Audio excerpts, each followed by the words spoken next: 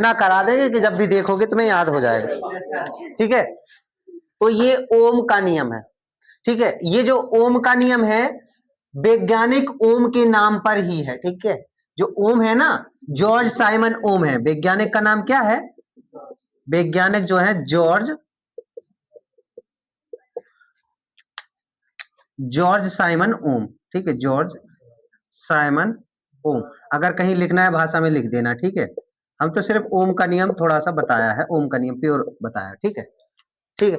अब ओम का नियम क्या कहता है कि यदि किसी चालक की भौतिक अवस्थाएं अपरिवर्तित रहें, भौतिक अवस्थाएं मतलब जानते हो, ठोस द्रव गैस। ठीक है, अपरिवर्तित रहे तो उसके सिरों का विभवांतर उसमें प्रवाहित धारा के अनुक्रमानुपाती होता है। यानी कि जब किसी चालक की भौतिक अवस्थाएं अपरिवर्तित रहे, क्या परिवर्तित ना हो, ठीक है, अपरिवर्तित मतलब परिवर्तित ना हो, तो क्या है, जो विभवांतर है ना भी, और ये क्या है, धारा आई, तो उसमें जो विभवांतर भी है और धारा आई की अनुक्रमानुपाती होता है। ये चिन्ह किसका है? अनुक्रमानुपाती का। ध्यान रखना, ये किसका है? अनुक्रमानुपाती।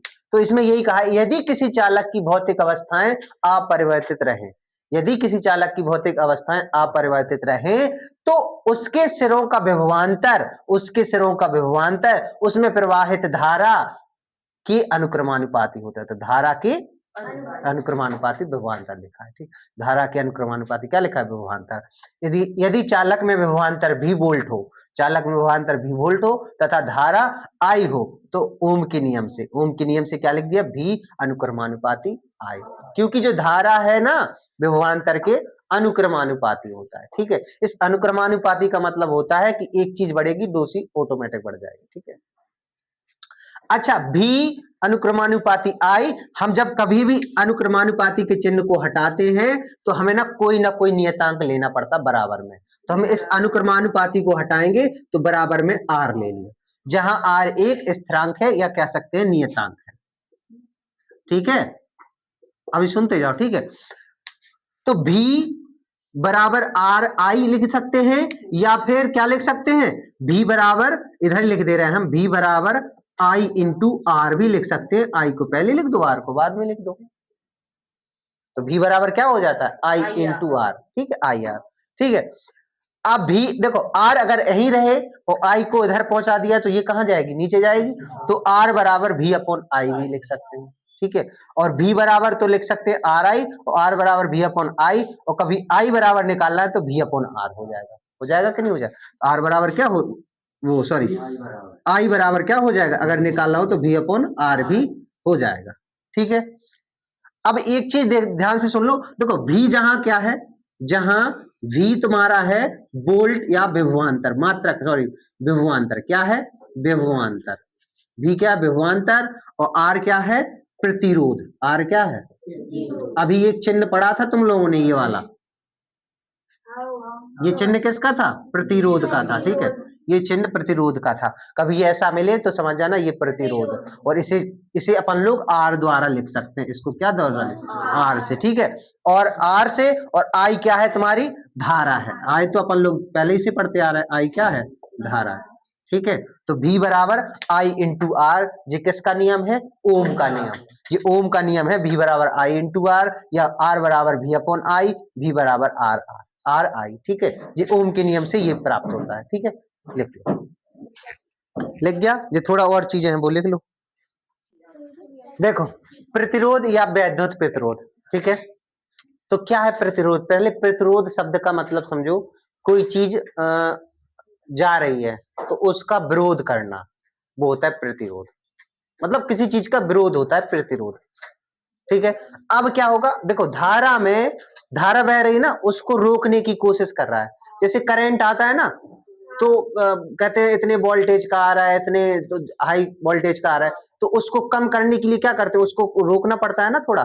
ठीक है, तो वैसे समझो, किसी चालक का वह गुण जो विद्युत धारा के प्रवाह का विरोध करता है, यानी किसी चालक का वह गुण जो विद्युत धारा के प्रवाह का विरोध करता है, चालक का विद्युत प्रतिरोध कहलाता है। ठीक है, जो धारा बह रही है उसका जो विरोध करेगा वही होगा विद्युत प्रतिरोध। पता है प्रतिरोध ना, जो रेजिस्टेंस बोलते हैं इंग्लिश में, इसको क्या बोलते हैं, रेजिस्टेंस से तो आर निकलती है, ठीक है।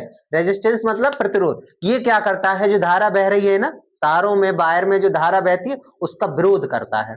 अब ये प्रतिरोध लगाए जाते हैं, ठीक है, ट्रांसफार्मर में लगाए जाते हैं ताकि ये धारा को विरोध करे, थोड़ा कम कर सके। हर जगह लगाए जाते हैं जब धारा को क्या करना हो, कम करना हो, तो प्रतिरोध लगाते हैं, ठीक है।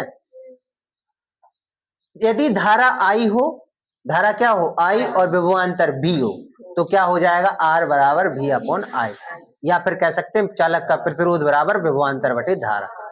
ये पता है कहां से आया, ये ओम के नियम से आया, आया कि नहीं आया। विद्युत प्रतिरोध देखो, V बराबर आई बटे अभी आर बराबर वी अपॉन आई, या फिर कह सकते V बराबर आई इंटू आर। तो ये आया कहां से, ओम के नियम से, ठीक है।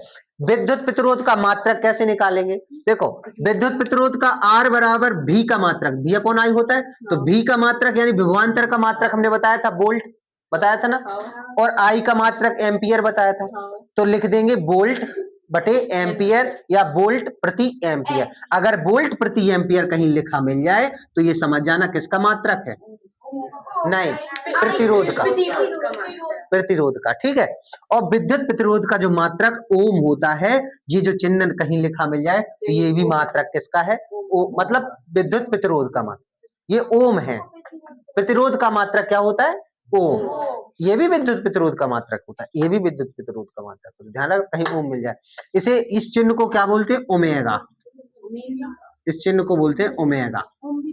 हाँ ओम भी बोलते हैं, इसे ओम भी बोलते हैं, इसी को ओमेगा भी बोलते हैं, ठीक है, ओमेगा, ठीक है, इसी को ओम बोलते हैं। और ये विद्युत प्रतिरोध का मात्रक, जब कभी प्रतिरोध आएगा ना तो ओम में आएगा। जैसे निकाला किसी ने हल करने के बाद तो कितना प्रतिरोध कितना आया, तो वो 7 ओम आया, तो यानी कि क्या आया ही है, 7 ओम क्या लिखा है, प्रतिरोध लिखा है, ठीक है। चलो नोट करो इसे।